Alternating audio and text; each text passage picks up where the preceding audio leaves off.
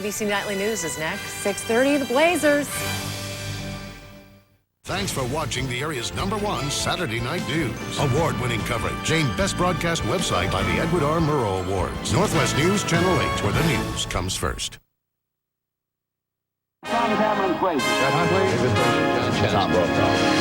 Is this civil war?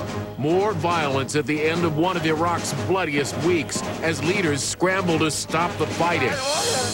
The numbers are in. With holiday shopping in high gear, was this Black Friday better than ever? Spy trail, tracking down the source of the poison that killed an ex-KGB agent.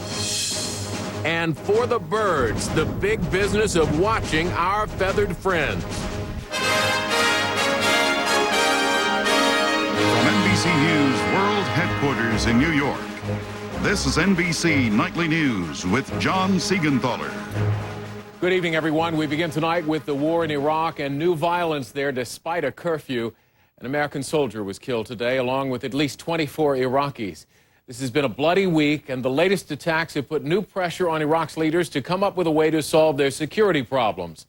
But a new troubling report out tonight indicates that insurgents now have the money to continue their fight against the U.S. and Iraqi forces.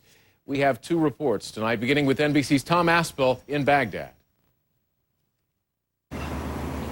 Baghdad under strict curfew today. All traffic banned from the streets. Only Iraqi security patrols to stop Sunni-led insurgents from attacking Shiites and Shiite militiamen taking revenge on Sunni civilians. Many fear the militias are getting ready for all-out civil war. If they're not absolutely ready at the moment, one fears that they're going to be ready in a few weeks' time. In Diyala province today, Iraqi police said they'd recovered the bodies of 21 Shiite men from one extended family, dragged from their homes and shot by Sunnis dressed in Iraqi army uniforms. Nearly 4,000 Iraqis are killed in sectarian violence here every month, a murderous trend which escalated dramatically in February after Sunni-led insurgents bombed a sacred Shiite mosque in Samarra. In Sada City in East Baghdad on Thursday, car bombs and mortars ripped through crowds, killing more than 200. It was Baghdad's worst ever terror attack. Many Iraqis blame American troops for not stopping the violence. Some Shiite members of parliament, followers of radical cleric Muqtada al-Sadr, say they'll quit if Prime Minister Nouri al-Maliki meets President Bush in Jordan next week, threatening to bring down Iraq's fragile coalition government. Some Iraqis say a change in government might be a good thing. A U.S. government report obtained by the New York Times says corruption, along with oil smuggling and kidnapping for ransom, may be sustaining insurgents fighting American soldiers, providing up to $200 million a year. Tonight, the government says the curfew will be lifted on Monday morning. Many Iraqis are afraid the violence here will resume soon after that. Tom Aspel, NBC News, Baghdad. There's also this question. Has the conflict in Iraq now become a full-fledged civil war? NBC's Kevin Corke joins us tonight from the White House with the latest. Good evening, Kevin. John, good evening to you. As the president prepares for his trip to Amman next week, today the vice president traveled all the way to Saudi Arabia for a meeting that lasted just a few hours. A clear sign of the growing concerns among some leaders in that part of the world and here in Washington as well. The vice president's brief trip to Saudi Arabia to meet with King Abdullah underscores the administration's urgent efforts to get help stemming the violence in Iraq. Mr. Cheney's trek comes just days before the president's own meeting in Jordan with Iraqi Prime Minister Maliki. That's an opportunity for the United States if we are able to embrace it. It does involve talking to some people that we don't like very much. But the reality is that at this moment, we all have a common interest in working together to find a solution. Against that backdrop, the president will likely pressure Iraq's leaders to do more to end the sectarian killing. But is it a civil war? The term is now used with increasing frequency, including today's LA Times, and by politicians and pundits alike. Iraq has devolved into a civil war. Make no mistake about it, there is a civil war ongoing right now in Iraq. But it's an expression you won't hear used at the White House. Sectarian violence, chaos and havoc, national sectarian incidents. The president has emphatically rejected the term. You hear all the time, well, this is maybe a civil war. Well, I don't believe it is, and the Maliki government doesn't believe it is. Experts say there's a reason for the administration's stance. If they end up being the referee in a civil war, it looks like the kind of situation that is precisely what they didn't want to be in. When you say that there's a civil war, it indicates that you have lost control of the security situation, and neither the White House nor, in fact, the central government of Iraq wants to admit that they've lost control of the security situation. The Bush administration says there's no civil war in Iraq because the warring factions are killing indiscriminately, not with a clearly stated political goal, such as leading the country. But as the semantic debate continues, so does the violence and the efforts to find solutions. Prime Minister al-Maliki not the only one facing increasing pressure to show progress in Iraq. President Bush facing pressure here at home, especially from an increasingly impatient Democratic Congress. Today in their Democratic response to his radio address, Steny Hoyer said America's commitment, while great in Iraq, is not unending. John? NBC's Kevin Corke at the White House tonight. Kevin, thank you. And tomorrow on Meet the Press, Tim Russert will discuss the very latest with the leaders of the House Armed Services Committee and retired Generals Barry McCaffrey and Wayne Downing, plus an exclusive interview with newly re-elected Republican Governor Arnold Schwarzenegger of California. Two more items of note from the Middle East tonight. Israeli and Palestinians agreed today to a ceasefire in Gaza that will go into effect tomorrow morning. Palestinian President Mahmoud Abbas said he received assurances from various factions that they would stop firing rockets into Israel. Those rocket attacks prompted a 5-month-long military offensive by Israel. And in Lebanon, the government has decided on a controversial plan for a special tribunal. The Lebanese cabinet today approved a court to try suspects in the assassination 2 years ago of former Prime Minister Rafik al-Hariri. The move comes despite warnings from the pro-Syrian Hezbollah opposition threatening mass protests and new violence. Here at home, this is known as the biggest shopping weekend of the year. And if you're counting, there are 30 days left until Christmas. Tonight, we're getting the first real signs of how much shoppers are spending this year and what it means for retailers. NBC's Rahema Ellis joins us tonight from New York City with that story. Good evening, Rahema. Good evening, John. The numbers do suggest that retailers may be getting ahead of the game, which plays to what one analyst told us, and that is holiday shopping has turned into a kind of national sport for some. Dashing through the doors in an anxious frenzy. On Black Friday across the country, bargain hunters falling for pre-dawn doorbuster sales. Now the early results are in, and retailers' efforts seem to have paid off. Spending was up a solid 6% over Black Friday last year. Estimates show more than $8.9 billion were spent in one day. And then you have the flashlights in the back. Important for the retail industry, which counts on holiday shoppers for up to 40% of its annual sales. I think we're feeling very happy right now. What boosted the numbers for retailers? We saw more quantity of product advertised, the use of circulars, television, and all kinds of media. TVs must go! Flat screen TVs, digital cameras, MP3 players,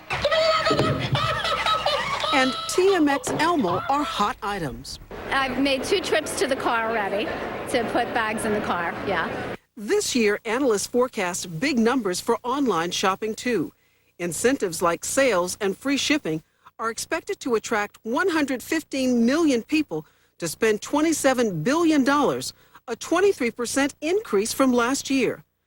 The question now, will the sales numbers spike on Cyber Monday, when people go back to work and shop online from their desks? Cyber Monday hasn't lived up to the hype in the past, but this year it could be even better. A lot of these retailers are targeting at-work shoppers, hoping to lure them with all sorts of deals, promotions. So far, early numbers suggest buyers and retailers may both get something they want.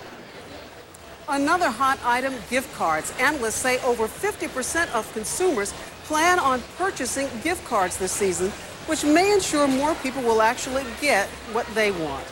John? NBC's Rahema Ellis in New York tonight. Rahema, thanks. One of the hottest items this year is the flat-screen HD TV. Prices have fallen dramatically just in the past few years. In 2005, 6 million American households own them. This year, more than 10 million households are projected to have them.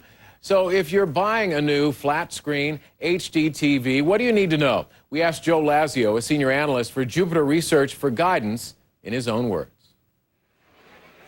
We've seen dramatic declines in the cost of flat-screen TVs, high-definition TVs, in the last few years. Nowadays, they're much better at making them so that the supply has gone up, and as a result, prices have come down. Click on the icon like your computer and it goes to it. You have two very different technologies, plasma TVs and LCD TVs available to you. You can go larger if you want. I would say let size decide which technology you want. If you're in the market for a smaller TV, for a small living room or the bedroom, then an LCD TV is probably the most cost-effective choice. Whereas if you're looking for the biggest screen possible, then plasmas are really still the way to go. Make sure that you can get good programming for your HD TV. Give your cable operator a call and find out what the high-definition channel lineup is and where you can find it. When you're talking to the salesperson in the store, you get the cables and any other accessories you might need to make sure that the minute you get it home, you can set your HD TV up. We're definitely a long way from the day when the only thing you needed to think about when you're buying a TV is color or black and white and how big it is. It's a little more complicated than that these days. Now from London, security officials are still trying to unravel the mystery of who poisoned a former Russian spy. Part of the complex puzzle, the poison used was a radioactive element so deadly, investigators don't know how it could have been obtained or even handled to carry out a murder in public. NBC's Michelle Kosinski has the latest from London. British investigators spent all day in 3 key locations around London: a house, a hotel, and a restaurant, looking for more clues in the mysterious poisoning of former KGB agent Alexander Litvinenko earlier this month, as health officials urged anyone who was in those places then to call a special hotline. Belinda Kent-Lemon realized she was at the same restaurant on the same day as Litvinenko. Because I hadn't got any symptoms, there really wasn't anything they could do for me. Symptoms of poisoning from the extremely rare and radioactive isotope polonium-210. To the public, it's disturbing that this highly radioactive material somehow got into London and may have been used on Litvinenko at this popular Piccadilly sushi restaurant. Radioactivity was detected inside yesterday, 3 weeks after Litvinenko was here. It would have taken only a microscopic speck of polonium-210 to ravage and kill him. Polonium is an incredibly potent poison. It is 100,000 million times more toxic than cyanide. But investigators say for someone to obtain even that amount would have required access to a nuclear facility. Polonium is so radioactive, scientists say if you were able to gather enough to be able to see it, it would glow blue. A gram on its own produces enough energy to top 900 degrees. Under an electron microscope, you can see the charged particles it emits. We've got no idea what the chemical form was that was used in this instance. Obviously, all chemicals can have a huge variety of chemical forms. British tabloids speculate about polonium possibly sprayed on sushi or slipped into a cup of tea. A real-life spy drama playing out on London streets. Michelle Kosinski, NBC News, London. When NBC Nightly News continues this Saturday, Al Jazeera English is on the air, but how is it playing here at home? And they call it birding. See why it's become one of the fastest growing outdoor activities in the country. Cholesterol. It can come from fettuccine Alfredo, but also from your grandpa Alfredo, from barbecue ribs, and from your grandma Barbie. A healthy diet is important. When that's not enough, adding Vytorin can help. Cholesterol comes from 2 sources, food and family. Vytorin treats 2 sources. Only Vytorin helps block the absorption of cholesterol from food and reduces the cholesterol your body makes naturally based on family history. Vytorin was also proven in clinical studies to lower bad cholesterol more than Lipitor alone. Vytorin is not for everyone, including people with liver problems, women who are nursing, pregnant, or may become pregnant. Unexplained muscle pain or weakness could be a sign of a rare but serious side effect. Vytorin may interact with other medicines or certain foods, increasing your risk of getting this serious side effect. Simple blood tests are needed to check for liver problems. So eat right, stay active. But if that's not enough, ask your doctor about adding Vytorin. 2 sources of cholesterol. Treat them both with Vytorin.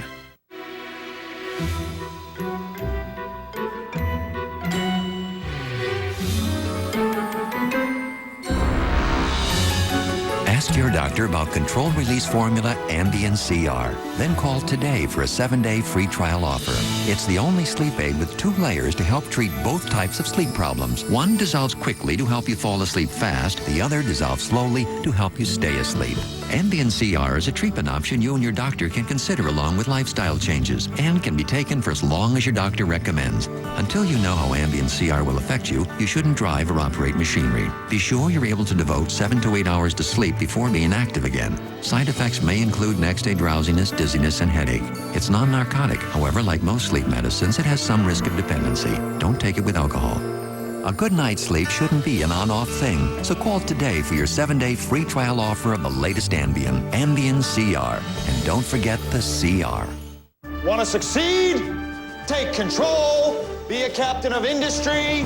What are the rules? Never lick your knife at a power lunch. Never eat beans before a big meeting. What do you wear? Famous designer suits. From where? Burlington Coat Factory! $149 all-wool suits, famous designer suits, thousands of them, 50 to 60% less than department stores. And now our new cashback policy, Burlington Coat Factory. Love our new cashback policy. Put a dimple in that tie. NBC News in depth tonight. A new player in international news, Al Jazeera English. It made its debut earlier this month with the intention of bringing a different perspective to an English-speaking audience. But this version of the controversial network Al Jazeera is already facing a challenge finding a broadcast home and viewers here in the States. This is Al Jazeera's new English language channel with the face of American journalist Dave Marish. 6 explosive devices thrown inside the... But this is the Al Jazeera most Americans are familiar with. A network widely viewed as a mouthpiece for Osama bin Laden, often first to broadcast al-Qaeda threats and anti-American propaganda. It's frequently denounced by the U.S. government. What Al Jazeera is doing is vicious, inaccurate, and inexcusable. So polarizing that one conservative watchdog group called Accuracy in Media has even launched this website dedicated to shutting Al Jazeera down. With its new English language channel, Al Jazeera hopes to change that negative perception in the U.S. Wada Kanfar is the network's director general, based at its headquarters in Doha. Al Jazeera is an institution of journalism that has started to go beyond the Arab region. The new channel debuted 10 days ago, but you'd be hard-pressed to find it on cable in the U.S. No major American cable companies carry it. It's only available on one satellite network, although it is streamed live on the internet. Al Jazeera's perception problem is one that former Secretary of Defense William Cohen thinks will be difficult for American viewers to overcome. I think it'll face the question of bias as to whether they're presenting the news or whether they're slanting the news. And that is Kanfar's biggest challenge as he tries to fill what he calls a void in Arab news in the U.S. It is a matter of a vacuum, a gap in the market that we are trying to fill. The gap that I see is another perspective about news. That other perspective will come from journalists like Dave Marish, one of a handful of Americans working for the new network. I earnestly hope that Americans will have the curiosity to find out, and I'm pretty convinced that they're going to be very interested and very pleased by what they see. The combined networks of Al Jazeera reach 80 million households around the world. When we come back, immigrants helping immigrants in a fast-growing community that's making a major economic mark. The best in German engineering, a powerful motor, and a handling system for precision and control from Braun. Introducing the world's first electric shaver with the expertise of Gillette blade technology. Precisely angled edges cut hair more effectively with every stroke. For Braun's closest, most comfortable shave ever. It even cleans and renews itself. The new 360 Complete from Braun. Precision, control, perfection. If you've had a heart attack that reduced how well your heart pumps, hear this. Your heart medications may not be enough protection. Coreg is FDA approved to increase your chance of survival when taken over time. Adding Coreg to your current treatment can help prevent another heart attack. Coreg reduces your heart's workload to help it pump better.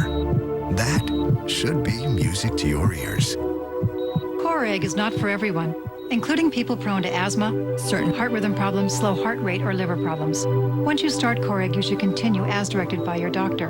Patients who abruptly stop may experience chest pain or an increased risk of heart attack. In some cases, patients may experience dizziness or faintness when starting Coreg. You should avoid driving or hazardous tasks if this occurs. Ask your doctor if Coreg is right for you. Adding Coreg adds cardio protection. My dad and I have been in the septic business for over 40 years. A septic system today can cost many, many thousands of dollars to replace. Rid-X uses bacteria and enzymes to help prevent septic backups. I've always recommended Rid-X, and I've never recommended anything else.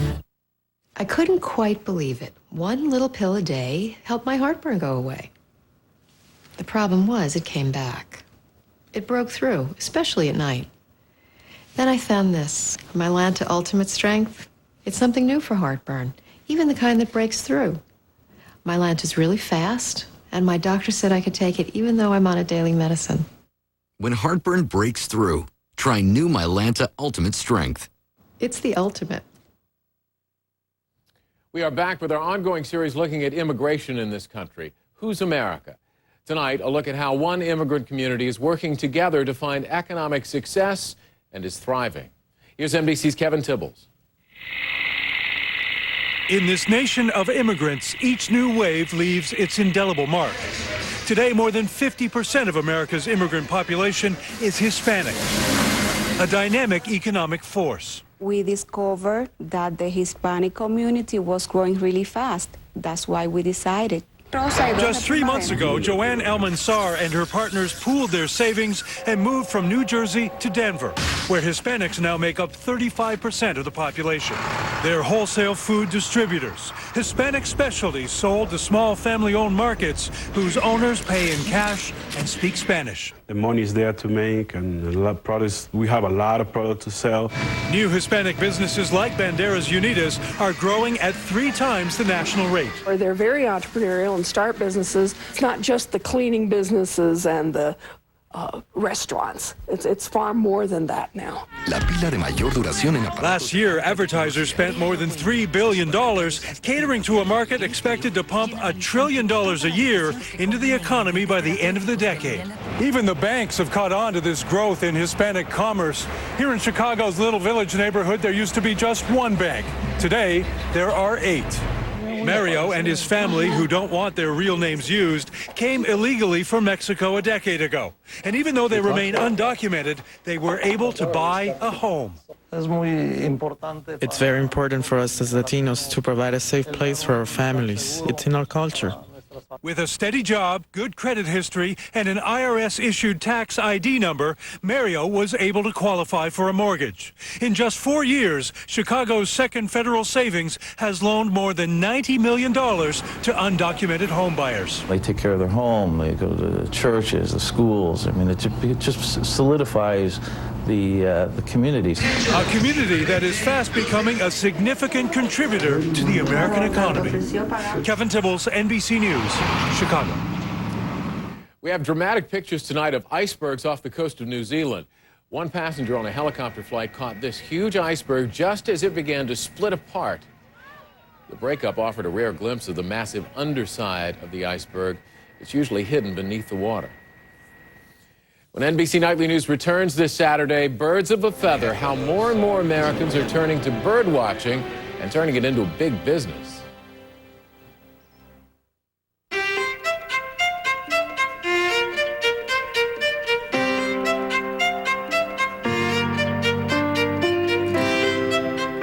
If you have a history of smoking and breathing problems, it could be COPD, which includes chronic bronchitis and emphysema. Discover Spiriva, the only once-daily inhaled maintenance prescription treatment for COPD. Spiriva keeps airways open to help you breathe better for a full 24 hours. And it's not a steroid. Spiriva does not replace fast-acting inhalers for sudden symptoms. Tell your doctor about your medicines, including eye drops and illnesses like glaucoma, urinary and prostate problems. These may worsen with Spiriva. The most common side effect is dry mouth. Others include constipation and problems passing urine. If you have vision changes or eye pain, your breathing suddenly worsens, you get hives, or your throat or tongue swells, stop taking Spiriva and contact your doctor. Spiriva is one of many treatment options to consider with your doctor. So make a habit of breathing better with Spiriva. Want to succeed? Take control. Be a captain of industry. What are the rules? Never lick your knife at a power lunch. Never eat beans before a big meeting. What do you wear? Famous designer suits. From where? Burlington Coat Factory. $149 all-wool suits, famous designer suits, thousands of them, 50 to 60% less than department stores. And now our new cashback policy, Burlington Coat Factory. Love our new cashback policy. Put a dimple in that tie. Got too much on your plate to think about what should go on your plate? Try Delicious Ensure, a source of complete balanced nutrition. So when you can't eat right, eat smart. Ensure, nutrition for a healthier you. If you could make a wish, what would it be? I wish there was a way to prevent cancer. Alzheimer's. Obesity. At Merck, our goal is a future free from sickness.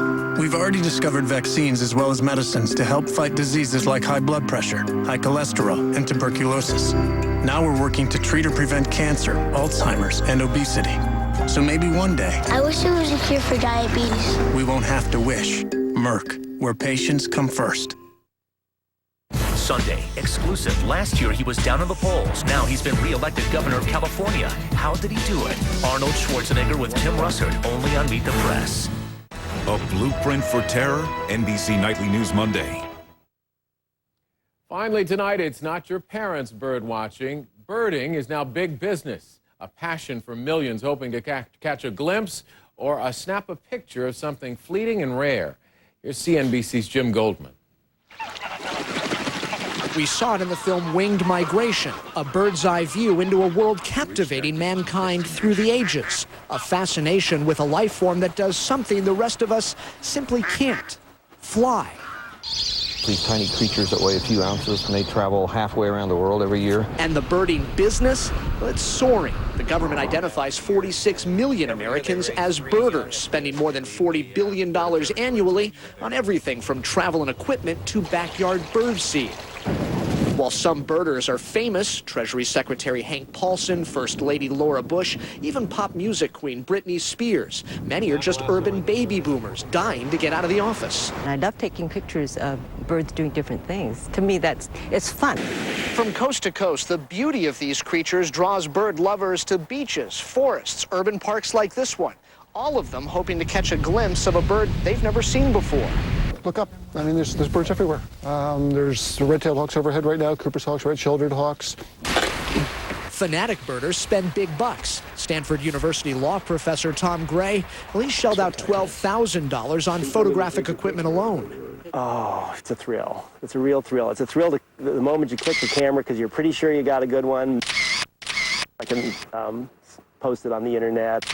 Or compare his images to the birding world's gold standard, the intricate illustrations from author David Allen Sibley. One of the great things about birdwatching is that you can really do it anywhere. Venture capitalist Rigdon Curry travels the world looking for rare birds. The toady in Cuba, laughing kookaburra in Australia, and the roller in India. Now I'm trying to see a representative of every family of birds in the world. And with over 200 bird families around the world, from up there or down here, he and millions of birders have their work cut out for them. Jim Goldman for NBC News, Palo Alto, California. And that's NBC Nightly News for this Saturday. Thanks for watching. I'm John Sigenthaler reporting from New York. I'll see you back here tomorrow night.